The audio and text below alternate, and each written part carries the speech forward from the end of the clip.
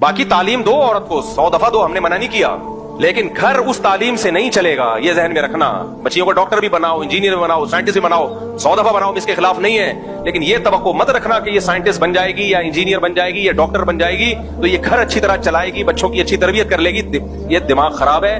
ہماری مائیں اور جو پہلے مائیں گزری ہیں ان کے گود سے جو بچے پیدا ہوئے ہیں وہ بہت بہت باصلاحیت بچے پیدا ہوئے ہیں, علماء صلحاء اور بڑے بڑے لوگ پیدا ہوئے ہیں. وہ ان کے پاس یہ نالج نہیں تھی, اور بہشتی زیور پڑے ہوئے ہوتے تھے, انہوں نے چند اخلاقی چیزیں ان کو معلوم ہوتی تھیں جو آج کی نئی جنریشن کو یہ معلوم نہیں ہے. حیض و نفاس تک کے تو مسائل, طہارت کے احکام تک نہیں آتے آج کل بچیوں کو.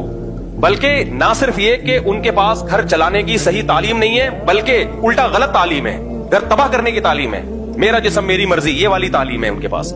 شوہر نے اگر تھپڑ لگا دیا, غلط لگایا, تو تم بھی جواب میں آگے سے اسی طرح کھینچ کے چماٹا اس کے منہ پہ چپکا دینا. یہ والی ایجوکیشن ہے جو کہاں دی جا رہی ہے, یونیورسٹیوں میں دی جا رہی ہے. ساس کی ذرا بھی خدمت نہیں کرنا. ساس کون ہوتی ہے تمہیں کچھ کہنے والی؟ یہ والی تعلیم کہاں پڑھائی جا رہی ہے؟ بولتے کیوں نہیں یار, چپ کیوں بیٹھے ہوئے ہو؟ یہ ہے یونیورسٹی. حالانکہ یہ کتاب میں نہیں لکھا ہوا ہوتا, لیکن یہ پروفیسر صاحب غریبی میں, جیسے میں بہت ساری چیزیں بیان کے دوران غریبی میں چلا رہا ہوتا ہوں, تو پروفیسر صاحب تعلیم کے ساتھ ساتھ یہ چیزیں کیا چلا رہے ہوتے ہیں غریبی میں, کیونکہ اس کی اپنی بیوی بیچارے کی وہ یہی کچھ کر رہی ہوتی ہے اس کی اماں کے ساتھ, اور اس پہ خوش بھی ہوتا ہے وہ.